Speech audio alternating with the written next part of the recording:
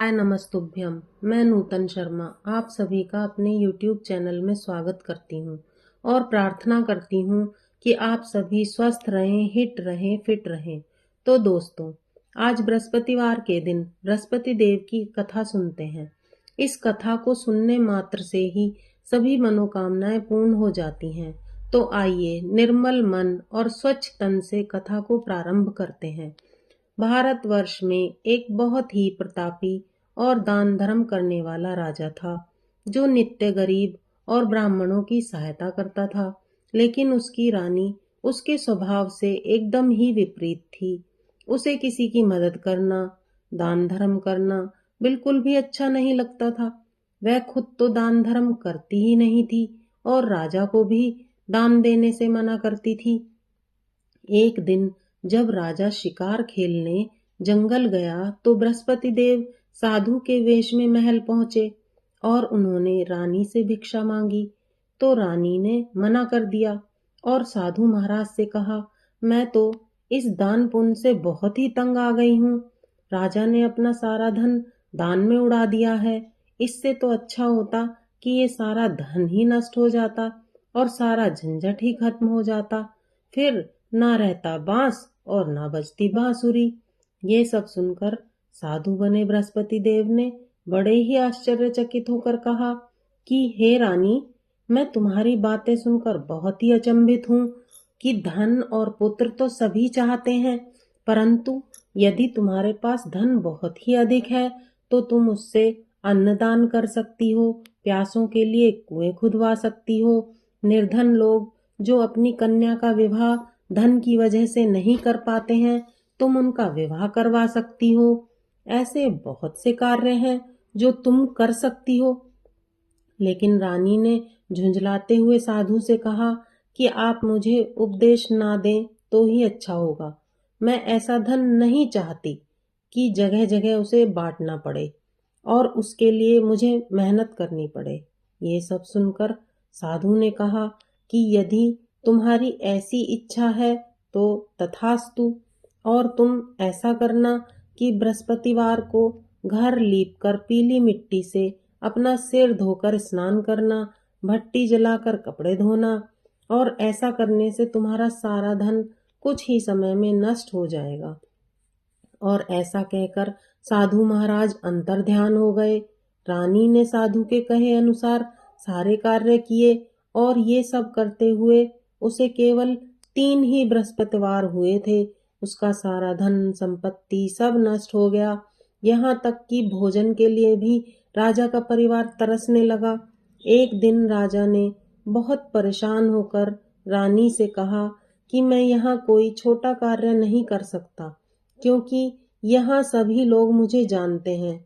इसलिए मैं दूसरे देश में चला जाता हूँ और वहाँ जाकर कुछ कार्य करता हूँ। ऐसा कहकर राजा परदेश चला गया और वहाँ जाकर वह वन में लकड़ियाँ काटकर अपना पेट पालने लगा। उसके पीछे से रानी और उसकी एक दासी वो अकेली ही रह गईं। एक बार रानी और दासी को 7 दिन तक भोजन नहीं मिला तो रानी ने दासी से कहा, ही के नगर में मेरी एक बहन रहती है। वह बहुत ही धनवान और बहुत ही दयालु है। तू उससे जाकर कुछ ले आ ताकि अगले कुछ समय तक हमारे भोजन का प्रबंध हो सके। ये सुनकर दासी दूसरे नगर रानी की बहन के पास चल दी। जिस दिन वह वहां पहुंची उस दिन बृहस्पतिवार था। रानी की बहन उस वक्त बृहस्पति देव की कथा सुन रही थी। दासी ने रानी की बहन को रानी का आदेश सुनाया, परंतु रानी की बहन कथा सुन रही थी, इसलिए उसने कोई जवाब नहीं दिया।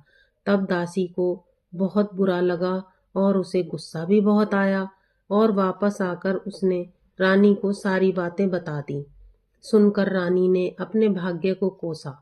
उधर रानी की बहन ने सोचा कि बहन की दासी आई थी और मैं उससे कुछ भी नहीं कह पाई तो बहन को बहुत दुख हुआ होगा।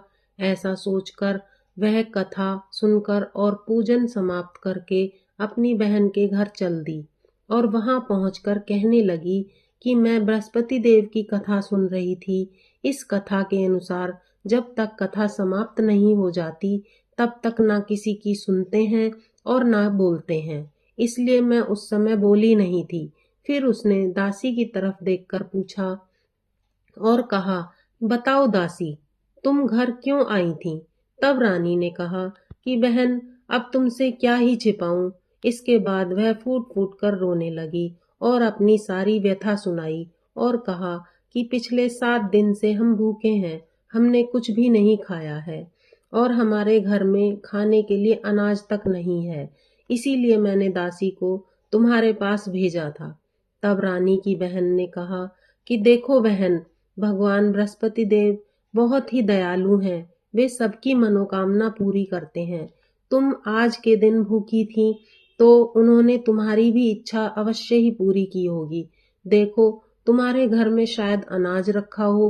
पहले तो रानी को विश्वास नहीं हुआ, परंतु बहन के बहुत कहने पर उसने दासी को अंदर भेजा। तो दासी ने वहां जाकर देखा कि ये तो सचमुच अनाज से भरा हुआ एक घड़ा रखा है। उसे देखकर दासी को बड़ी हैरानी हुई और उसने रानी से कहा कि हे रानी, जब हम भोजन नहीं करते तो हम एक तरीके से वह व्रत ही तो करते हैं। तो आज हमारा व्रत हो गया, इसीलिए बृहस्पति देव भगवान हम पर प्रसन्न हुए हैं और हमें ये अन्न की प्राप्ति हुई है। तो क्यों ना हम तुम्हारी बहन से व्रत और कथा की विधि ही पूछ लें, ताकि हम आगे भी इसी प्रकार व्रत और पूजा कर पाएं और पूरी तरह से भगवान को प्रसन्न कर सकें। तब रानी ने अपनी बहन से व्रत की विधि पूछी तो उसकी बहन ने बताया कि बृहस्पति देव के व्रत में चने की दाल और मुनक्का से विष्णु भगवान का केले की जड़ में पूजन करें और फिर दीपक जलाएं, व्रत कथा सुने, पीला ही भोजन करें। इससे बृहस्पति देव बहुत ही प्रसन्न होते हैं। ऐसा कहकर रानी की बहन अपने घर को लौट गई।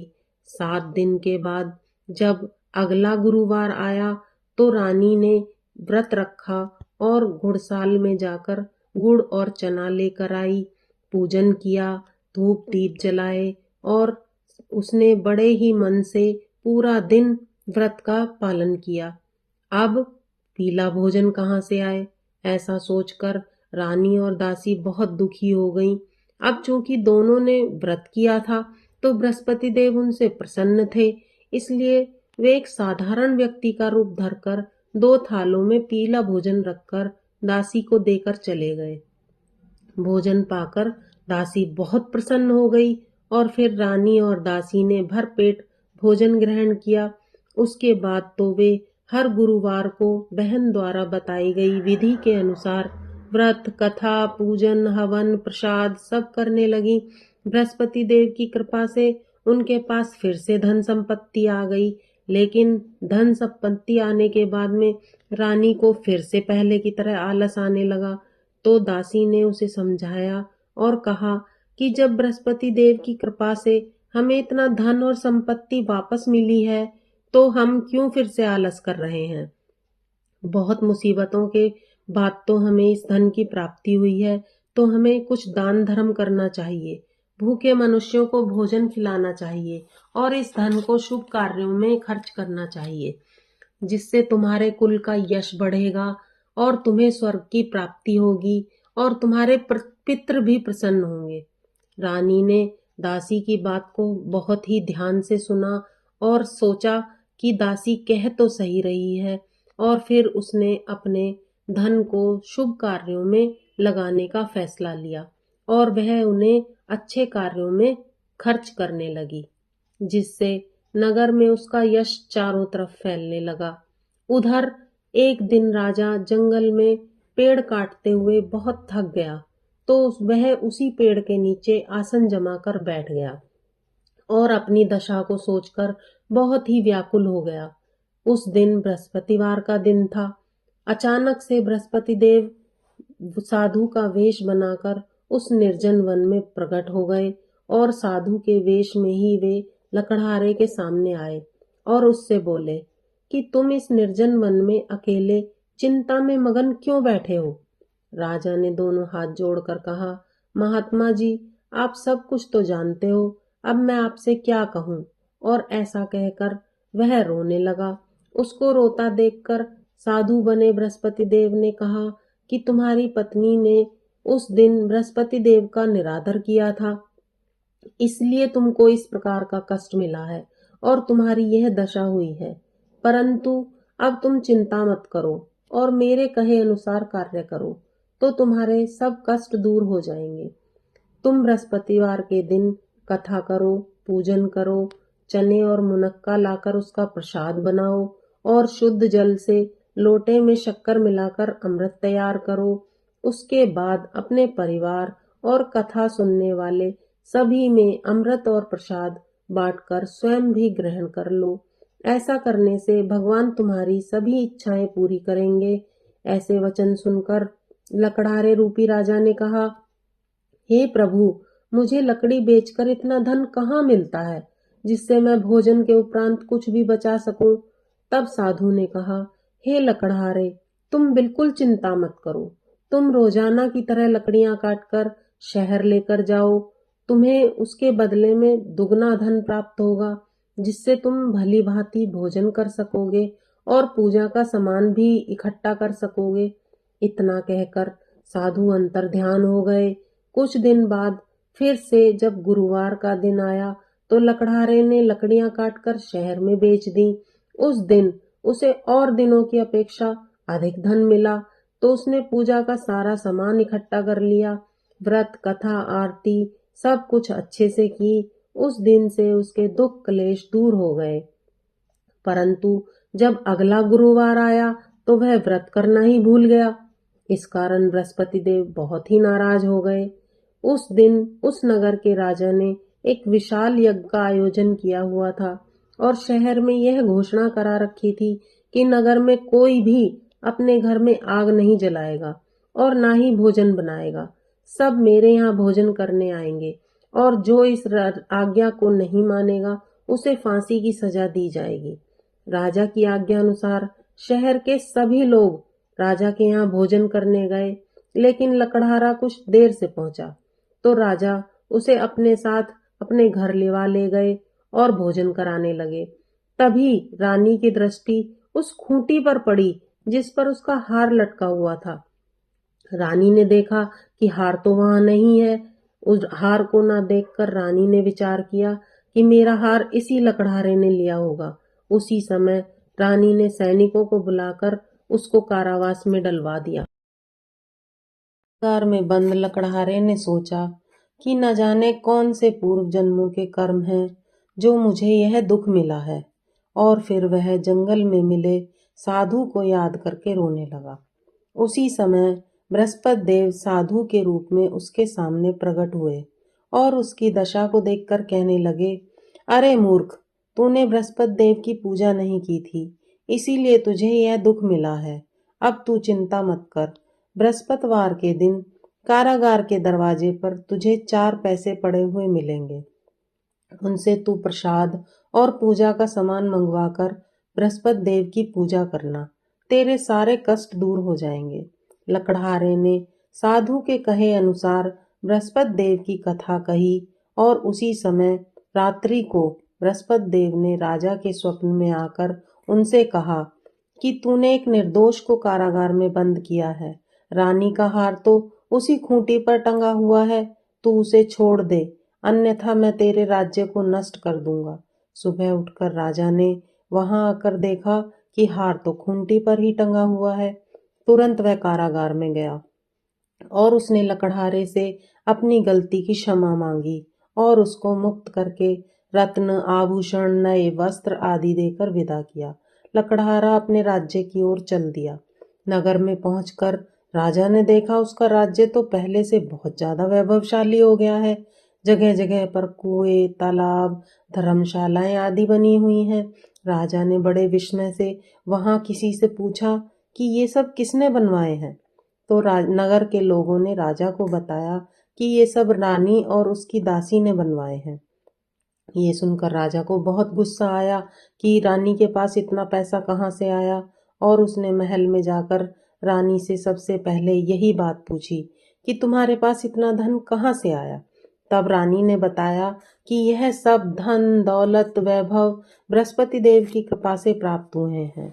राजा के मन में बृहस्पति देव के लिए आस्था और बढ़ गई थी। राजा ने निश्चय किया कि लोग तो 7 दिन के बाद उनकी पूजा करते हैं, परंतु मैं दिन में 3 बार कहानी सुनूंगा और रोज व्रत किया करूंगा। अब हर समय राजा के दुपट्टे में चने की दाल बंधी रहती थी। वह रोज व्रत करता था और कुछ दिन के बाद राजा के मन में अपनी बहन से मिलने का निर्णय लिया और उस अपनी बहन से मिलने के लिए चल दिया। मार्ग में उसने देखा कि कुछ लोग मुर्दे को लेकर जा रहे थे। तब तक राजा की कथा कहने का समय हो चला था। राजा ने उनसे कहा कि मेरी बृहस्पति देव की कथा सुन लो। वे लोग कहने लगे कि हमारा तो आदमी मर गया, इसे अपनी कथा की पड़ी हुई है। उनमें से कुछ लोगों ने इसका विरोध किया और कहा कि भगवान की कथा सुनने से क्या ही बिगड़ जाएगा, और वो कथा सुनने के लिए बैठ गए। कथा समाप्त होने पर मुर्दा राम राम कहते हुए उठ खड़ा हुआ। वह सभी बहुत खुश हुए और राजा आगे बढ़ गया। आगे जाने पर उसे एक किसान खेत में हल चलाता हुआ दिखाई दिया। राजा ने उससे कथा सुनने का आग्रह किया तो किसान ने कहा कि जब तक मैं तेरी कथा सुनूंगा तब तक तो मैं 4 हरैया जोत लूंगा। जा अपनी कथा किसी और को सुनाना। राजा आगे चल दिया। राजा के आगे जाते ही उसका बैल पछाड़ खाकर गिर गए और किसान के पेट में दर्द होने लगा। तभी किसान की माँ वहां खाना लेकर आई तो उसने किसान और बैल की खराब हालत देखकर उनसे पूछा तो किसान ने सारी बात माँ को बताई। तभी बुढ़िया दौड़ी दौड़ी राजा के पास चली आई और कहने लगी कि मैं तेरी कथा सुनूंगी, लेकिन कथा मेरे खेत पर चलकर सुनानी होगी। राजा ने उसकी बात मान ली और खेत पर वापस जाकर कथा कही। कथा समाप्त होते ही बैल उठ खड़े हुए और किसान के पेट का दर्द भी ठीक हो। राजा आगे चल दिया और अपनी बहन के घर पहुंचा तो बहन ने भाई का खूब आदर सत्कार किया, उसको खूब मिठाइयाँ खिलाई।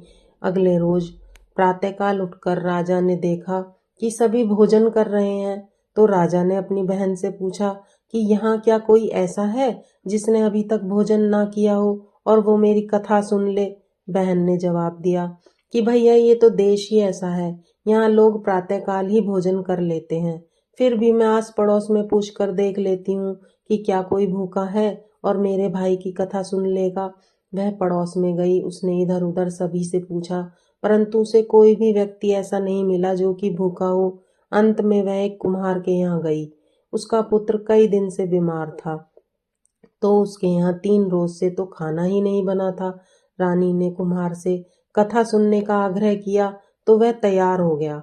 तब राजा ने जाकर कथा कही। कथा समाप्त होने पर कुम्हार का पुत्र ठीक होकर बैठ गया। अब तो उन लोगों की खुशी का कोई ठिकाना ही नहीं रहा। राजा की चारों तरफ जय जयकार होने लगी और लोग उससे बहुत प्रसन्न हो गए। कुछ दिन बाद राजा अपनी बहन के यहाँ से जाने के लिए कहने लगा और कहा कि अब मैं वापस जाऊंगा बहन, ऐसा कर तू भी मेरे साथ चल। बहन ने अपनी सास से पूछा तो सास ने कहा कि ठीक है तू चली जा, पर अपने बेटों को साथ लेकर मत जाना क्योंकि तेरे भाई के कोई औलाद नहीं है। बहन ने अपने भाई से कहा कि मैं तो चलती पर कोई बालक नहीं जाएगा।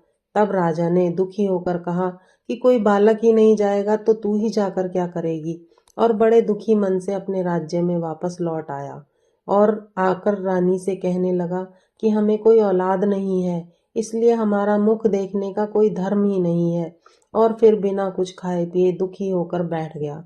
तब रानी ने राजा से कहा कि महाराज, बृहस्पति देव ने हमें सब कुछ दिया है तो क्या वह हमें औलाद नहीं देंगे? वह हमें औलाद भी अवश्य देंगे। और वे उसी रात राजा को स्वप्न में बृहस्पति देव ने दर्शन दिए और कहा, हे राजा, अपनी सारी चिंताओं का त्याग कर दे, तेरी रानी गर्भ से है।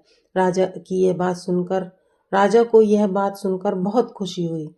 9वें महीने के बाद रानी ने एक सुंदर पुत्र को जन्म दिया। तब राजा ने रानी से कहा कि स्त्री बिना कुछ खाए तो रह सकती है, परंतु कुछ कहे बिना नहीं रह सकती, इसीलिए जब मेरी बहन आए तो तू उससे कुछ मत कहना। जब राजा की बहन ने यह खबर सुनी तो उसे बहुत खुशी हुई और वह बधाई देने के लिए राजा के पास आ गई।